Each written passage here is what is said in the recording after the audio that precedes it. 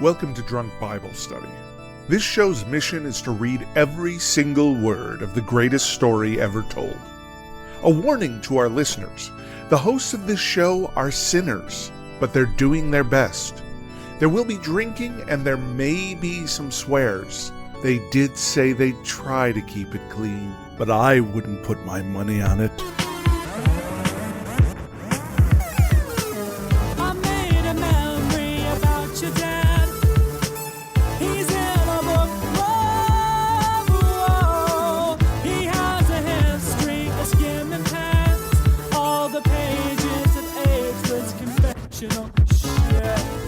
I'm Emily, and this is Drunk Bible Study, where my good friends Dedeker and Jace teach me, a born and raised atheist, all about the Bible.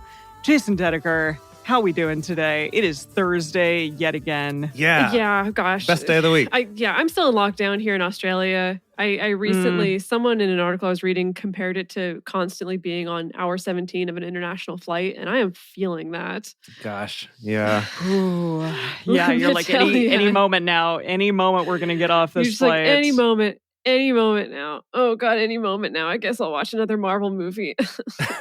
Yeah, I watched all of them, I think, twice during quarantine, and also Lord of the Rings Extended Edition twice. Goodness. And, you know. That's impressive. It's fine. It is what it is. Well, conveniently, they keep making them. So That's true.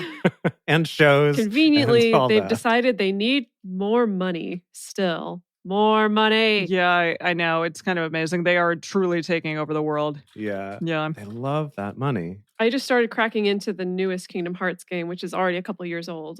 But for anyone who doesn't know, Kingdom Hearts is a weird hybrid of a game where it's like Disney characters and Final Fantasy characters all kind of mixed into one. Mm-hmm. But I realize now that Disney owns both Star Wars and Marvel. If they also wanted to keep pumping out Kingdom Hearts games where we also incorporate Marvel characters and Star Wars characters, they also could just have endless money. It'll happen.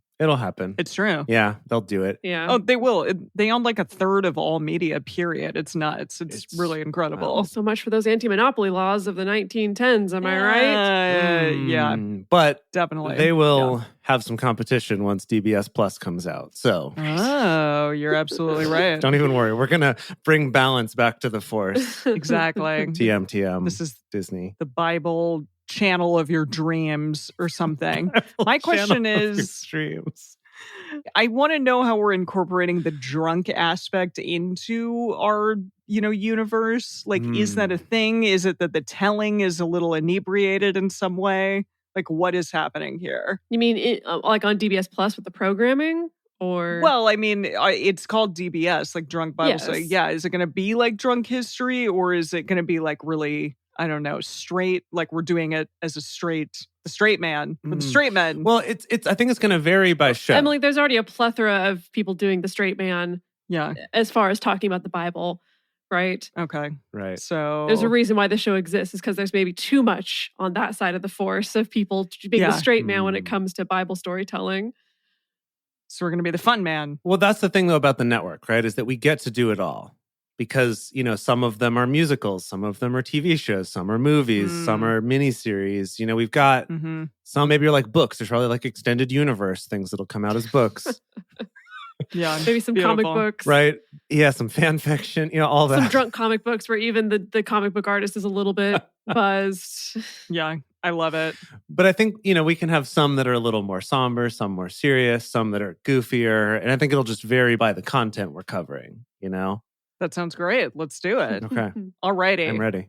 Well, let's see. Regarding last week and what we just read, their original sin was involved. I think that was in the Psalms. Yes. Right. Yeah. There also, Abimelech was helping out our boy, Jeremiah, right? Yeah. So do you remember who Abimelech was? Was he a king? Nope. No. Kind of the opposite of a king.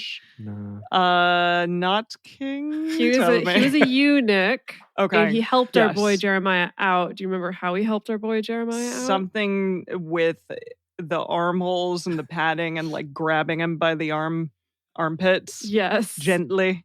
Very gently. For what reason? Because he couldn't stand because he hadn't eaten in like forever. Well, because he was in a pit of mud. Ew. With no water or food. Yeah. Do you remember that sounds part? awful. Yeah. He was moved into many, many different dungeons. Yeah. Yes. In the course of a short period of time. Okay. Yeah. And he just truly couldn't stand. He couldn't. So how sad. Yes. Right. Well, so and Ebed-Melech was visiting from Ethiopia and heard about what they were doing to Jeremiah, just throwing him in this like a well, basically, with mud at the bottom and no water. And he was like, guys, this is messed up. Can I get him out? And the king's like, sure, I'll do anything anyone ever asks me. Sure. And so then he goes to some other guys. Right, the people-pleasing king. Yeah. Yes. And they just pull him up and then he's fine. Well, I mean, yes. I think he's still in prison, but fine at this point. Yes, I mean, I am sad that he's not doing particularly well, but we'll see how that continues to go.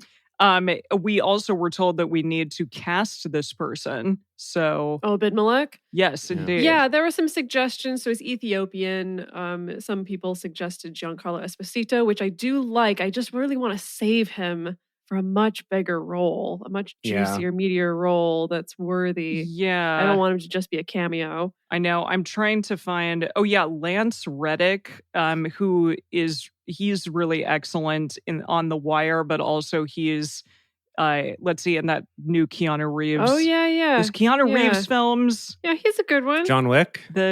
Yes, John Wick. That's Okay. it. He's in John Wick, and he's great. Nice. Yeah, I'm for it. He could be this. I'm for it. Okay. I really liked him in Fringe. If he ever has to get naked, he is one of the most cut people I've ever seen in my life. Well, we'll work out a way. He's stunning. We'll find a reason for Ebed-Melech to lose his shirt while he's, trying to save. Important. Maybe get some mud on him. Yeah, exactly. Yeah, He's exactly. pulling Jeremiah, played by Steve Buscemi at this point, out of the well. With his bare hand. Right, like pulling him up, like bulging muscles, right? And then it gets mud all over him, helping him, and has to strip off his clothes. It'll be great. Don't even worry. Okay. Amazing. I love it. I certainly hope so. Beautiful. Wonderful. Such a word picture you've painted for me. It's wonderful. Stunning. Okay. Alrighty. What are we drinking today, you two? I have just a cheap little bottle of sake that I'm cracking into. I'm getting ready because this Sunday I'm doing an online warm sake tasting. Ooh. Oh, fun. That's part of an online kind of Japanese culture festival that's going on in Sydney. Also all online. That sounds lovely. But yeah, no, they shipped me like the little sake samples and everything. And so I'm very excited. So I guess great. I'm just kind of getting ramped up for my weekend of sake. That's good. Nice. Yeah. That's good. That sounds excellent. So I found a new beer that I haven't tried before. This is by Elysian Brewing Company. It's called Altered Contact. Whoa, look at that. And it is a tart Goodness. IPA with a really spooky label on the can. It's a tart IPA. And normally I don't go for sours, but I am really digging this. Nice. Like, it is just really Wow. hitting the spot right now. It's a pretty warm day here in Seattle. Just, I don't know. It's got those IPA things I like, as well as a little bit of tartness. It's Lovely. great and not anything I normally drink. So yeah, I'm loving it. That sounds great. Well done. Excellent. How about you, Em? Yeah, I have it's a fairly simple drink, but it's called a dark and stormy. I really like my glass here. It's got an octopus on it. Oh, yeah. Yeah, I've got some dark rum, which is specific to the dark and stormy.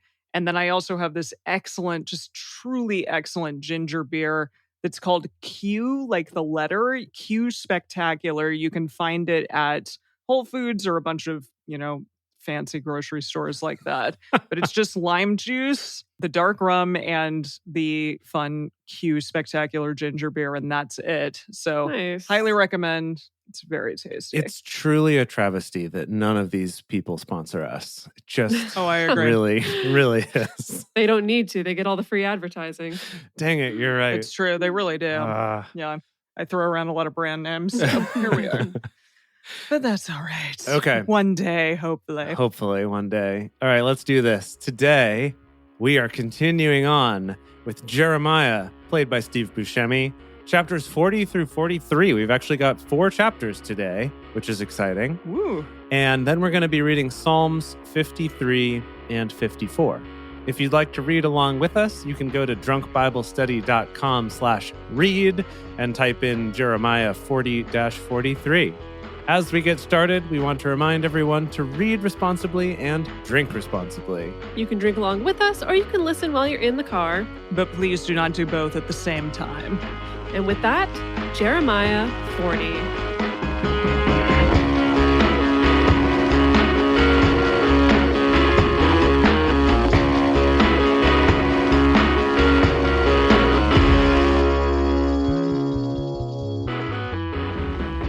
Jeremiah 40.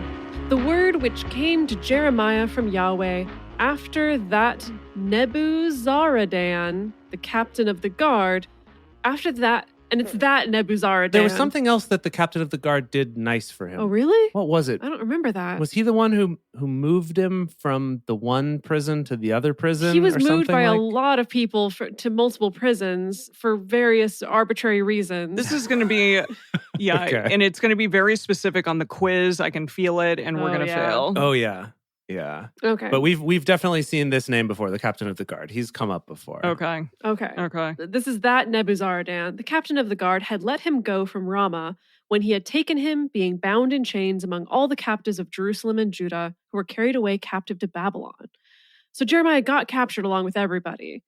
But then this captain of the guard is like, no, you're cool. Yeah, I think. So he let him go? That must be it. The captain of the guard took Jeremiah and said to him, Yahweh your God pronounced this evil on this place, and Yahweh has brought it and done according as he spoke, because you have sinned against Yahweh and have not obeyed his voice. Therefore, this thing has come on you. I guess he's talking about everyone, not just Jeremiah. Yes. Jeremiah didn't really sin, did he? What? Ish. It doesn't. I don't know. I mean, not that we're aware of. Original sin. Yes, original sin. I'm kidding. Now I'm kidding. behold, I loose you this day from the chains which are on your hand. If it seem good to you to come with me into Babylon, come, and I will look well to you. But if it seem ill to you to come with me into Babylon, forbear. Behold, all the land is before you. Where it seems good and right to you to go, there go. So this is a very chill captain of the guard who's like, you know what? Yeah. You were on it. You predicted this correctly. So you know what? Well done. If you want to come hang out at my place, I got some beers. You can come over anytime. But if you don't want to, I understand. It's Babylon. You probably don't want to go there. So just, go make merry. Have a good time. How lovely for him. Yeah, that's nice. Now, while he was not yet gone back, go back then, said he, to Gedaliah, the son of Ahikam, the son of Shaphan, whom the king of Babylon has made governor over the cities of Judah, and dwell with him among the people. Or go wherever it seems right to you to go. Amazing. I don't really care at the end of the day. You know what? Whatever sounds good. So the captain of the guard gave him food and a present and let him go. Oh, what's the present? Oh, lovely. It doesn't say what the present is. Maybe we can look it up. Maybe it was a little kiss on the cheek. Oh, yeah. Maybe we'll find out later. But I love this too because the Message titled this chapter as Go and Live Wherever You Wish. So he really latched onto that. Nice. Or, anywhere, wherever, whatever you think is cool. Mm-hmm. I just want to know And what then- the parting gift is. Yeah. Yeah. And he Yeah. gives him a parting gift. I love that. That's nice. I bet it's something that's like not practical at all. And Jeremiah's like, thanks. What am I going to do with this? He has some like tchotchke for his mantle. He's Right. like, dude, exactly. I'm He's like, I'm a nomad, essentially. I just got out of prison. Like, I guess I'll just put this in my pocket. It's like, I heard you bought some real estate recently. Here's a welcome mat that my Right. wife made. Oh, that's true. By hand. Yeah. or it's like, here, this is a cutting board in the shape of Jerusalem, or, some kind of Aw, novelty that's thing. cute. Amazing. Then went Jeremiah to Gedaliah, the son of Ahikam, to Mizpah, and lived with him among the people who were left in the land. Now, when all the captains of the forces who were in the fields, even they and their men, heard that the king of Babylon had made Gedaliah, the son of Ahikam, governor in the land, and had committed to him men and women and children, and of the poorest of the land, of those who were not carried away captive to Babylon, then they came to Gedaliah, to Mizpah, to wit, Ishmael the son of Nethaniah, and Johanan and Jonathan, the sons of Kareah, and Sariah the son of Tanhumeth, and the sons of Ephi the Netophathite, and Jezaniah the son of the Maachathite, they and their men, all those guys. I'm so glad you had to say that and not me. Gedaliah, But it'll probably happen the soon. son of Ahikam, the son of Shaphan, swore to them and to their men, saying, Don't be afraid to serve the Chaldeans. Dwell in the land and serve the king of Babylon, and it shall be well with you. As for me, behold, I will dwell at Mizpah to stand before the Chaldeans who shall come to us. But you, gather you wine and summer fruits and oil, and put them in your vessels, and dwell in your cities that you have taken. Likewise, Who's talking? yeah, can you help us out? What's Can happening? Eugene clarify a little bit here? So this is Gedaliah talking. Okay. Gedaliah, who is the son of Ahikam, who's been pronounced the governor by Nebuchadnezzar, the king of Babylon, who's the one who conquered them. Yes, exactly. And he's saying this to Jeremiah? No, to this long list of boys that I just listed. Yeah. Got it. Okay, the boys. And he's like, it's okay. Be cool. Right. So according to Eugene, he says, you have nothing to fear from the Chaldean officials. Stay here on the land. Be subject to the king of Babylon. You'll get along just fine. We'll see about that, but thanks. What about the wine and the summer fruits and the oil? Right. So he says, my job is to stay here in Mizpah and be your advocate before the Chaldeans when they show up. Your job is to take care of the land. Make wine, harvest the summer fruits, press olive oil, that kind of stuff. I made up that last part. But yeah, he's just saying whatever you want. It feels suspicious, right? Where he's like, you're going to be fine. Don't even worry about it. I'm going to stay here though. Right. Yeah. But you all go do that and just harvest some wine. Don't even worry. Do you think there's going to be a betrayal? Uh-oh. I don't know. Likewise, when all the Jews who were in Moab and among the children of Ammon and in Edom and who were in all the countries heard that the king of Babylon had left a remnant of Judah and that he had set over them Gedaliah, the son of Ahikam, the son of Shaphan, then all the Jews returned out of all the places where they were driven and came to the land of Judah, to Gedaliah, to Mizpah, and gathered wine and summer fruits very much. Very much. Wow. It was a real wine and fruit fest, if you know what I mean. Yeah, that sounds great. They're like, cool. So everyone got conquered and all those people got kidnapped and they're in Babylon now, but we're just going to come on back. And Is it that once they learn that there's someone that they know who's in a position of power, who's been made governor, they're like, oh, maybe this is not so bad. I'm going to go get back to my garbage grapes and my tropical fruit Skittles and just have a real festival. What? It seems that way. Amazing. Moreover, Johanan, the son of Kareah, and all the captains of the forces who were in the fields came to Gedaliah to Mizpah and said to him, do you know that Baalis, the king of the children of Ammon, has sent Ishmael, the son of Nethaniah, to take your life? Awkward. But wait, what? Whose life? This guy? Johanan. Got it. Johanan is coming to warn Gedaliah, who is the governor, that the king of Ammon, Baalis, has sent Ishmael to kill him. Yeah. But Gedaliah, the son of Ahikam, didn't believe them. What? He's going to die for sure. Then Johanan, the son of Kareah, spoke to Gedaliah in Mizpah secretly, saying, please let me go, and I will kill Ishmael, the son of Nethaniah, and no man shall know it. Why should he take your life, that all the Jews who are gathered to you should be scattered, and the remnant of Judah perish? But Gedaliah, the son of Ahikam, said to Johanan, the son of Kareah, you shall not do this thing, for you speak falsely of Ishmael. Okay, so there's some new political intrigue of a bunch of people that we've never met and don't really care about quite yet. Also, Jeremiah, after getting freed from prison, not a word about him. We are entirely unconcerned. Yeah. I'm sorry. It's really hard to follow when there's names coming at you left and right. Just so many names. Some of that you've heard before, but they're different people. Yes, I know. So all we need to know is that there's supposedly a plot on the life of Gedaliah by Ishmael, but Gedaliah doesn't believe it, and he thinks that people are just throwing Ishmael under the bus. Even though people are volunteering to kill Ishmael, but Gedaliah's not on board, doesn't believe that there's a conspiracy. Isn't there an Ishmael in the Bible somewhere else, or is this the guy? No. Way back. Ishmael and Isaac. Yes, got it. I remember. Because Ishmael goes on to become essentially the father of modern Islam. Okay. Maybe not modern Islam, but that's the patriarch. Okay. That's kind of the split. Or is, where Isaac goes on to have Jacob, who becomes, Jacob. And yes, and here we are. How could we forget? Amazing. So no, this is just another Ishmael. Okay. Just yet another one. Alrighty. Here we go. That's the end of the chapter. Yes. Oh, wow. Let's do chapter 41. Let's move on. Chapter 41. Now it happened in the 7th month that Ishmael, the son of Nethaniah, the son of Elishama is how we've been saying it on this show. Elishama, of the seed royal, and one of the chief officers of the king, and 10 men with him came to Gedaliah, the son of Ahikam, to Mizpah. This is important. We're identifying that Ishmael had royal blood. Oh. Right? You just read. He had blood of a royal whatever in him. Okay. And that he was some kind of an official. Okay. So that's just, Ishmael's an important dude. This Ishmael. Okay. And there they ate bread together in Mizpah. Then arose Ishmael, the son of Say it one more time, Dedeker. Nethaniah,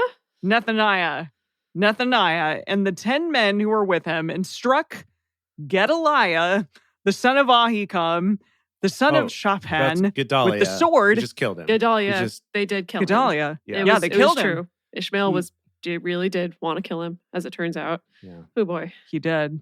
And killed him, whom the king of Babylon had made govern over the land. Ishmael also killed all of the Jews who were with him, to wit, with Gedaliah at Mizpah, and the Chaldeans who were found there, the men of war. This does not sound like a good guy. No, not a good guy. That's rough. Wow. Goodness. Okay. It happened the second day after he had killed Gedaliah, and no man knew it, that there came men from Shechem, from Shiloh, and from Samaria, even 80 men, having their beards shaved and their clothes torn, and having cut themselves with meal offerings and frankincense in their hand to bring them to the house of Yahweh. Why? They know somehow that these guys died, or what? It seems unrelated because it's just said that no one knew that Gedaliah had been killed yet. Weird. So hang on, we got to rewind just a moment. Yeah. So Ishmael and his dudes came and killed Gedaliah, and also, as a footnote, also killed everyone else who was with him. Apparently. That's important to not miss that last Everyone bit. who was at the wine and cheese and fruit festival. Yeah. So I think died. now it's like 80 more people from all these other places are on their way to do their offerings and stuff. Yeah. So that's the drama that we've set up. Probably end an episode there. And then here's the next episode of the TV show. Picks up right here. I see. Okay. So yeah, everyone's super excited. Ishmael, the son of Nethaniah. I'm just not going to be able to do that one. Nethaniah. It doesn't look like Nethaniah. Okay. Went forth from Mizpah to meet them, weeping all along as he went. Oh, so he's like a lying boy. Mm-hmm. It's like, oh my God, they died. Mm-hmm. Oh. He's sneaky. And it happened as he met them. He said to them, "Come to Gedaliah, the son of Ahikam." It was so when they came to the midst of the city that Ishmael, the son of Nethaniah, killed them and cast them into the midst of the pit. Bad boy. He and the men who were with them. Geez, he is a killing machine. He's like Dexter or something. But 10 men were found among those who said to Ishmael, "Don't kill us, for we have stores hidden in the field of wheat and of barley and of oil and of honey." So he stopped and didn't kill them among their brothers. Now, the pit in which Ishmael cast all the dead bodies of the men whom he had killed by the side of Gedaliah, the same was which Asa the king had made for fear of Baasha, king of Israel. I'm sorry. Ishmael. No, it's yes. I don't know what happened. I don't know. There's a pit. So Ishmael cast all these dead bodies into the pit. Yeah. And they're establishing this is the same pit that was actually made by a different king beforehand. Got it. And Ishmael is just, this is a handy looking pit. I'll use this. Okay. Yeah. But the pit is significant because other people have used it for the same sort of deeds. I suppose so. Okay. But then what was the deal about Gedaliah there, though? Was Gedaliah also in this pit, I think? I think he was also in this pit. Okay, got it. By the side of Gedaliah, yeah. Okay, so piling up more bodies on top of Gedaliah. Okay, check. Understood. Yeah. Great. This show is going to have to be marked as what do they mark things on TV now? Mature. For sure. Yeah. Isn't it mature? Yeah. Okay. Yeah. Ishmael, the son of Nethaniah, filled it with those who were killed. Cool. Then Ishmael carried away captive all the residue of the people who were in Mizpah. Ew. Even the king's daughters and all the people who remained in Mizpah, who Nebuzaradan. That was that's our captain of the guard. Yeah. The captain boy. Yes, the captain of the guard had committed to Gedaliah, the son of Ahikam. Ishmael, the son of Nethaniah, carried them away captive and departed to go over to the children of Ammon. But when Johan, the son of Kareah, and all the captains of the forces who were with him heard of all the evil that Ishmael, the son of Nethaniah, had done, and they took all the men and went to fight with Ishmael, the son of Nethaniah, and found him by the great waters that are in Gibeon. Now it happened that when all the people who were with Ishmael saw Johanan, the son of Kareah, and all the captains of the forces who were with him, then they were glad. So this is like a big Okay. rescue. Yeah. He's coming to like kick Ishmael's ass, I think. I guess. Yeah. They're like, oh, yeah. Yeah, these are like the prisoners of Ishmael who are like, oh my gosh, there he is. Wow. Wow. So all the people who Ishmael had carried away captive from Mizpah turned about and came back and went to Johan, the son of Kareah. But Ishmael, the son of Nethaniah, escaped from Johanan with 8 men and went to the children of Ammon. Then took Johan, the son of Kareah, Johanan. and all the It's captains confusing of the when force. you alternate Johanan. pronunciations of this guy's name. Sorry. Right. You change the apologize. pronunciation of the name in Johanan. like the same sentence. Johan. Johanan. Johanan. Johanan. Yeah, is it like a Johann Sebastian Johanan. Bach? Yeah, maybe or is it's it like Johanan. a Joe? It's Johann Sebastian Sebastian Bach. Yes. Johanan, the son of Kareah, and all the captains of the forces who were with him, and all the remnant of the people whom he had recovered from Ishmael, the son of Nethaniah, from Mizpah. After that, he had killed Gedaliah, the son of Ahikam, to wit, the men of war, and the women, and the children, and the eunuchs whom he had brought back from Gibeon. And they departed and lived in Geruth Shimham, which is by Bethlehem, to go to enter into Egypt because of the Chaldeans, for they were afraid of them, because Ishmael, the son of Nethaniah, had killed Gedaliah, the son of Ahikam, who the king of Babylon made governor over the land. Okay, so he's dead now. Okay, so Johanan shows up. He rolls up. All the people that Ishmael's trying to capture are like, hooray, we're going to go with him. Woo. Yeah. So they leave, and then Ishmael escapes, though, with 8 men. Mm-hmm. And then all the people who went with Johanan are like, let's blow this joint because it's scary. And let's go to Egypt. Apparently. And Ishmael ran back to the Ammonites. Yeah. That's what's happened? Okay. Yes. So who was I don't know. who wanted what here? So the Ammonites sent Ishmael. I'm sure the Ammonites were like, okay, clearly Judah is weak. They've been captured, infiltrated by the Babylonians. They've set up, I guess, maybe a little bit of a puppet government with a local leader. And so now's a good time to strike and try to get them, try to make our move. But then it backfires because Johanan is a bamf and What? chases him away. And now some people are going to Egypt.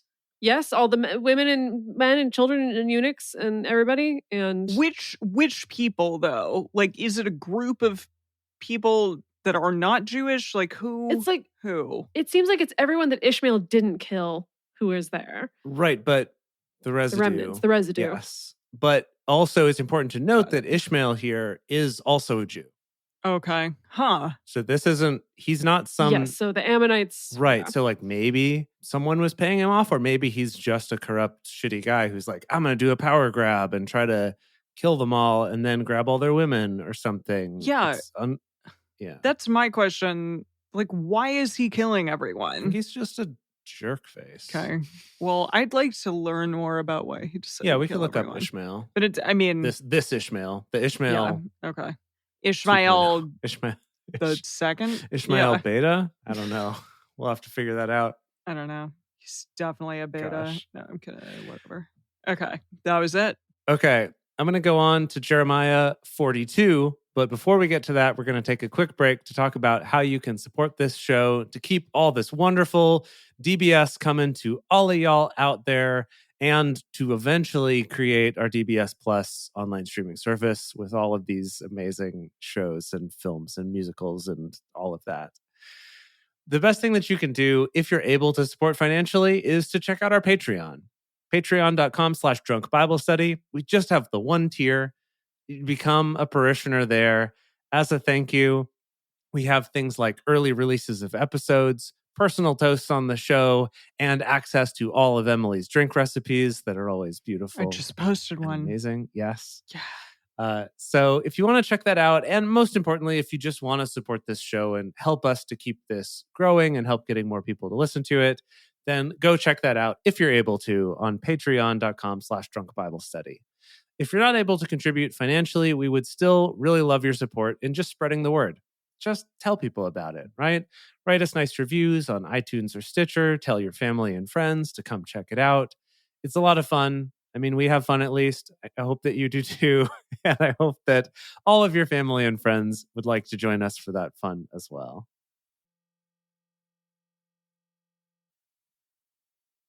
And we're back. And now it is time for Jeremiah chapter 42. Whoa. I just saw the title of this one in the message is What You Fear Will Catch Up With You. Oh boy, that's ominous. It's like a Stephen King book or something. Totally. All right.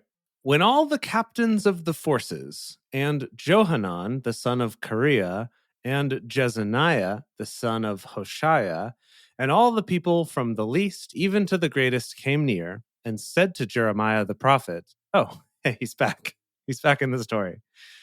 Okay. Oh, Jeremiah's here. Wow. So goodness. Johanan Him. the Bamf, and then all these other people came to Yes. Jeremiah the prophet and said, let, we pray you, our supplication be presented before you, and pray for us to Yahweh your God, even for all this remnant, for we are left but a few of many, as your eyes do see us, that Yahweh your God may show us the way in which we should walk and the thing that we should do. Then Jeremiah the prophet said to them, I have heard of you. Totally. I kind of know you are. Totally know who you are. Yeah. I have heard of you. Behold, I will pray to Yahweh, your God. That's interesting because they said your God to him and he says your God. Okay. He's like reminding them, hey, you're Jews too. He's your God as well. Interesting. Behold, I will pray to Yahweh, your God, according to your words. And it shall happen that whatever thing Yahweh shall answer you, I will declare it to you. I will keep nothing back from you. Sounds like a setup for him keeping things back from them. But Probably. I don't think that's where we're going to go. Then they said to Jeremiah, Yahweh, be a true and faithful witness among us if we don't do according to all the word with which Yahweh your God shall send you to us. Whether it be good or whether it be evil, we will obey the voice of Yahweh our God, to whom we send you, that it may be well with us. When we obey the voice of Yahweh our God, period. Period. It happened after 10 days that the word of Yahweh came to Jeremiah. Whoa. I bet he was getting a little nervous there. He was like, this is a minute. Maybe. Although we don't really know what the turnaround time has been for his correspondence with God beforehand. Although for them to point this out, though, that it took 10 days, maybe that is a special thing. So, okay, 10 days later, Yahweh's like, oh, hey, sorry, man. I'm just getting around to your message here. I missed that somehow. Went to my spam folder. I don't know. Yeah. I've been really busy lately. Work's just been wild.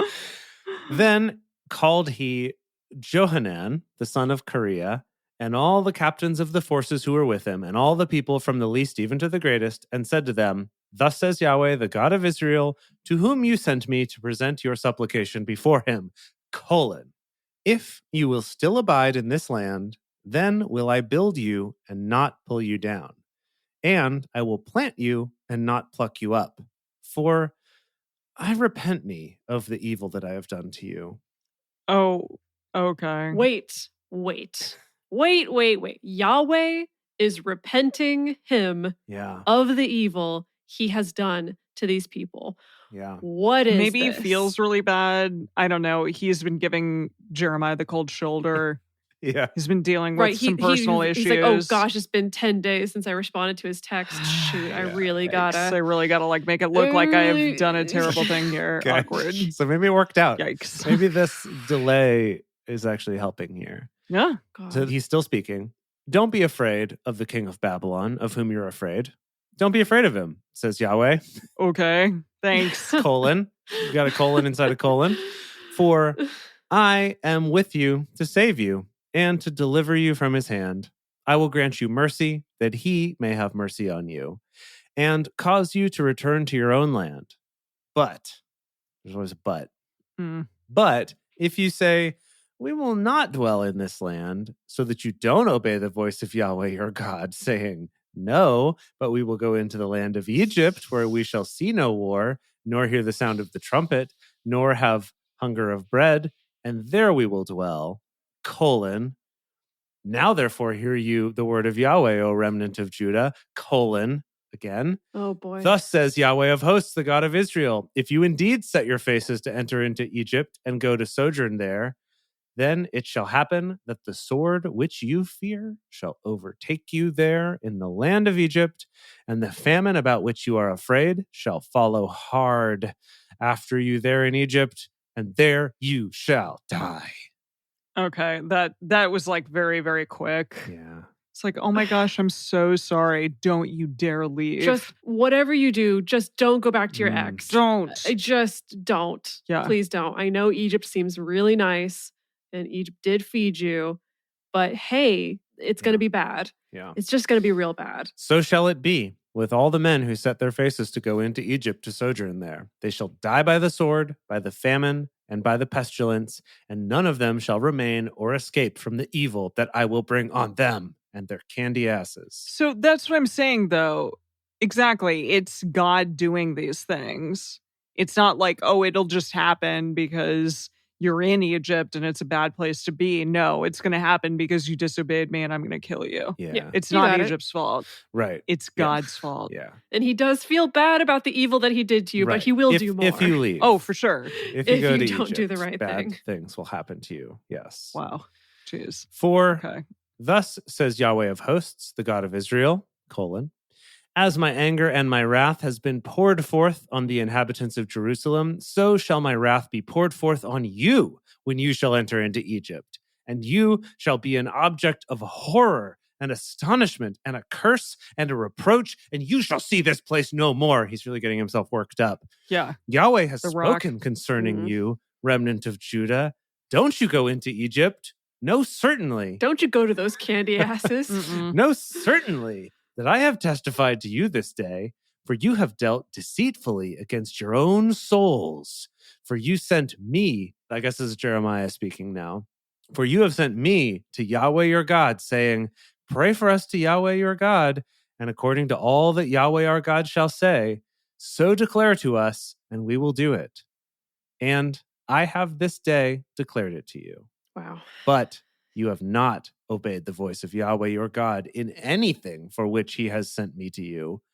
Now, therefore, know certainly that you shall die by the sword, by the famine, and by the pestilence in the place where you desire to go to sojourn there. Wait, did that already happen? They already decided to go. They're like, God's not going to actually do anything to us. When will these people learn? Yeah, I'm confused if they had already gone there or Well, they were like making plans. Remember, like Mm. they were kind of heading in that direction. Yeah. And then Yahweh was like, no, please do not do it. Yeah. Don't do it. Yeah. Again, though, this is Jeremiah speaking on behalf of Yahweh. So who knows how much is one and how much is the other? That's always the question, right? Yeah. Wow. Yeah. Alrighty. Well, that happened. And now it's on to chapter 43. Wow. Okay. Here I go. Chapter 43. All right. It happened that when Jeremiah had made an end of speaking to all the people, all the words of Yahweh their God, with which Yahweh their God had sent him to them, even all these words, then spoke Azariah, the son of Hoshea, and Johanan, the son of Kareah, and all the proud men, saying to Jeremiah, you speak falsely. Oh, no. Yahweh our God has not sent you to say you shall not go into Egypt to no. sojourn Oh, there. no. But Baruch, the son of Neriah, sets you on against us to deliver us into the hand of the Chaldeans, that they may put us to death and carry us away captive to Babylon. I mean, So Johanan, I the son do of Kareah, and get it. all the captains of the forces, And all the people didn't obey the voice of Yahweh to dwell in the land of Judah. I mean, I get it though. If Jeremiah for so long, his party line has been like, hey, y'all are going to get defeated, but just be cool, be obedient, obey the Babylonians. It's like, yeah, of course you're a traitor. Of course. That's obvious. He's a traitor. Right. Yeah. Yeah. Of course you've been paid off by some kind of Babylonian official to tell us those things. That's why the captain of the guard likes you so much and is like, hey, buddy, come over for a barbecue. That's suspicious. Got it. Yeah. Okay. But Johanan, the son of Kareah, and all the captains of the forces took all the remnant of Judah who were returned from all the nations where they had been driven to sojourn in the land of Judah, the men and the women and the children and the king's daughters, and every person who Nebuzaradan, the captain of the guard, had left with Gedaliah, the son of Ahikam, the son of Shaphan, and Jeremiah the prophet, and Baruch, the son of Neriah. Oh. And they came into the land of Egypt, Jeremiah where they went with didn't them. obey the voice of Yahweh. Wait, so Jeremiah went too? Maybe he had to go. I guess. So there's no one left. Maybe he did. Maybe they're like, you're coming with us, you jerk. Because no funny business. We don't want you running off to the Babylonians or the Chaldeans or whoever it is you're working for. Yeah. Wow. And they came to Tahpanhes. Then came the word of Yahweh to Jeremiah in Tahpanhes, saying, take great stones in your hand. Throw them at everybody. Take great stones in your hand and hide them in mortar in the brickwork, which is at the entry of Pharaoh's house in Tahpanhes, in the sight of the men of Judah, and tell them, thus says Yahweh of hosts, the God of Israel, behold, I will send and take Nebuchadrezzar, the king of Babylon, my servant, and will set his throne on these stones that I have hidden, and he shall spread his royal pavilion over them. He shall come and shall strike the land of Egypt. Such as are for death shall be given to death, and such as for captivity to captivity, and such as for the sword to the sword. I will kindle a fire in the houses of the gods of Egypt, and he shall burn them, and carry them away captive. And he shall array himself with the land of Egypt, as a shepherd puts on his garment, and he shall go forth from there in peace. He shall also break the pillars of Beth Shemesh, that is in the land of Egypt, and the houses of the gods of Egypt shall he burn with fire. The end. Jeez. Cool. It's a real uplifting chapter. Okay, so he set up a little, not quite an object lesson, but he's like, take these stones, put them there, tell the people Nebuchadrezzar's going to come, his throne's going to be on these stones, and you're going to be in deep doo-doo. Yeah, indeed. Now, these stones are in Egypt, though, which is interesting. Saying he's going to conquer, Nebuchadrezzar's going to conquer Egypt too. Yes. I think that's what we're setting up, is Yahweh's trying to tell them, don't go to Egypt. It's not going to go well for you. And now he's prophesying the reason it's not going to go well for you is because Nebuchadrezzar's also going to come over here, conquer Egypt, and you're just not going to be rid of him. Yeah. Yeah. Okay. Exactly. Jeez. My goodness. Yikes. Yikes is right. Yeah. Yeah. Yeah. Wait, again, I'm sorry. I'm going to ask this again. How far away from the end? Because it feels like it's ramping up to some sort of conclusion. It does. You would think that, wouldn't you? But no. But let's see. This is chapter 43 that we just read. Mm-hmm. And Jeremiah goes to 52. Chapter 52. So actually, we're pretty close. Okay. Wow. Okay. We're getting there. We're quite close. Yeah. Also, this is wild because we have a couple episodes coming up that will only be one chapter for the whole episode. What? Because they are so long. Whoa, because they're so long. Oh no. Jeez. Well, that's not great. Yeah. I mean, maybe we'll end up deciding that goodness. we can do it and we'll combine them, but there's a couple that are very long. Okay. Wow. So we're really in this kind of ramp up to the season finale, you think? Indeed. Yeah. Hopefully it's not like that thing where a couple episodes before the finale, there's just some random episode that has nothing to do with anything else. So they just kind of wanted to fill time and keep the budget down. Just pad it out. Yeah, I could see them doing that. It's true. Yeah. It's true. Oh my goodness. Jeez. No, I think we'll combine those maybe into one because they're not that long. I'm checking it out right now. So we probably won't have any actual episode or one chapter episodes, but there are some long-os coming up here. Yeah. Maybe 2. Yes. Okay. Well, Wow. how exciting. Is it time It is time. for our favorite segment? I think it's time. Definitely. And now it's time for Silly Psalms with DBS, the part of the show where DBS comes out and reads some psalms. For the chief musician, to the tune of Mahalath. We all know that a one. Contemplation. That tune. Yeah. You all know that one. Just imagine that tune in your head while Emily reads this. A contemplation by David. Psalm 53. The fool has said in his heart, there is no God. They are corrupt and have done abominable iniquity. There is no one who does good. God looks down from heaven on the children of men to see if there are any who understood, who seek after God. Every one of them has gone back. They have become filthy together. Oof. There is no one who does good. No, not one. Have the workers of iniquity no knowledge, who eat up my people as they eat bread and don't call on God? There they were in great fear, where no fear was, for God has scattered the bones of him who encamps against you. You have put them to shame, because God has rejected them. Oh, that the salvation of Israel would come out of Zion. When God brings back his people from captivity, then Jacob shall rejoice, and Israel shall be glad. Oh, short and sweet. That was Nice. really awkward. Like, calm down, David. He was angry. He was an angry boy today.